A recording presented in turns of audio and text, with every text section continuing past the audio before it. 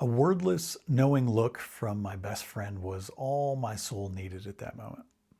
It said more than language alone could carry. Words would have cheapened it. Beneath the eyes and behind the posture was an embrace so warm that my shoulders relaxed and my chest heaved just a little bit. I had recently endured an unspeakable thing, and a week had passed between that incident and this reuniting with my friend. And for reasons too complicated to explain, this wasn't the moment for hugs and tears. This wasn't the moment for emotional expression and catharsis.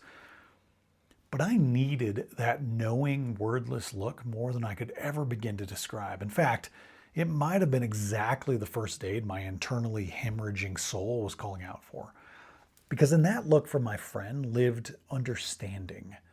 Not just about the pain I was feeling, but also about the responsibility I was carrying for others around me.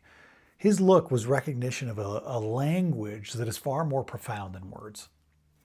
I was rereading the character Hannah's prayer in 1 Samuel recently, and so this is a prayer of a woman who wanted a son more than life itself. This is a prayer of anguish and heartache. This is a prayer of desperation, a prayer drenched in bitter weeping, a prayer from the depths of her very being.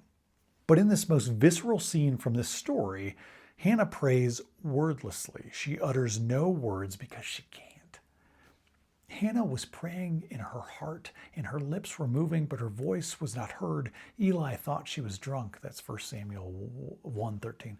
She prays deeply, silently, mouth moving, no voice, embodying grief, lament, and heavy hope.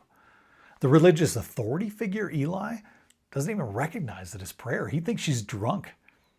But she is simply, authentically, vulnerably weeping to God, pouring out her soul to God. I'm not going to add a whole bunch of more words to a message about the power of wordless connection, so I'll just say this.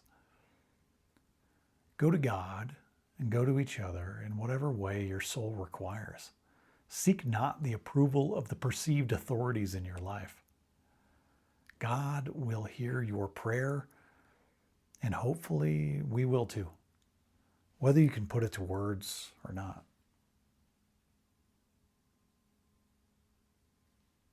Amen. Hey, Between is about you. Take this message out into your life this week and fill the space between you and the next person you encounter with God's love that is beyond words. My favorite church is the space between people. Now go with God's love and create the church between.